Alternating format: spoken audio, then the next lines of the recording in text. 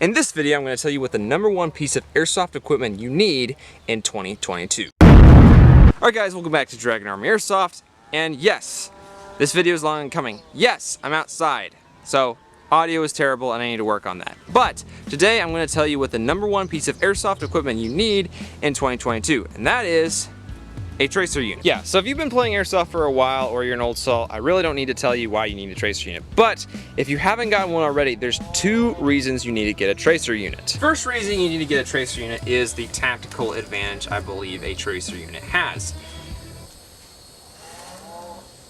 Shut up! In a CQB environment where it's usually darker or even just in a nighttime game, you're able to see your BBs light up when you have a tracer unit. And in doing so, you're able to see where your BBs are going and you're able to walk your BBs to the target.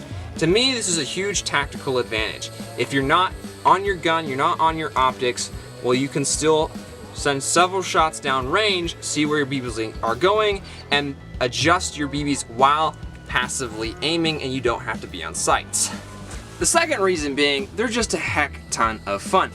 So how fun a tracer unit is a big factor to me, but kind of brings us to today's sponsor, Huckleberry Ridge Airsoft. The reason they're the sponsor, well, because Slushy, who runs Huckleberry Ridge Airsoft, lets me use a ton of his guns and make really cool videos for you guys. So go check out their Facebook page, linked below. Slushy's got games going. So when I used Slushy's MP7, we first tried with a silencer. That was cool. I think it'd be better to try that in a woodland game where shooting somebody without them knowing where you are would be a much better advantage of a silencer, because I didn't really know where the BBs were going in relation to my sights, but once we threw a tracer unit on it, it didn't matter. I could see where my BBs were going, I could walk my BBs to the target, and just had a ton of fun. So quick little review, the first tracer unit my brother got was an Angel custom tracer unit. I don't know what specifically what model, but really we weren't very impressed. It's not all that bright, especially compared to the second one he got and the one I used in this upcoming gameplay and on the MP7, and that is the Ace Tech one. My brother ran on his AAP1 when we went to KDK and filmed this, and he had a ton of fun, especially with his gas blowback.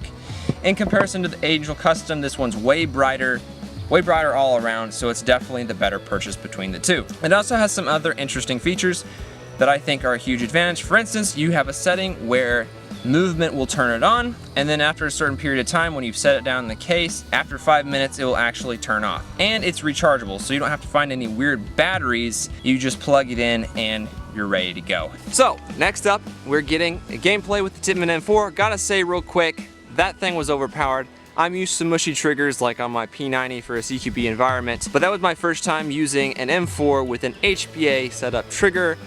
Just being able to nudge your finger and send off several BBs was just overpowered and insane. I had a ton of fun. So again, guys, you should definitely get a tracer unit for 2022. They're definitely worth the 50 bucks, or at least for an Ace Tech. Thanks again for Slushy for letting me use his Tippmann and his MP7. You guys should definitely go out and support him, go to some of his games. I've had a ton of fun whenever we go out. So let's get right into the Tippmann M4 gameplay.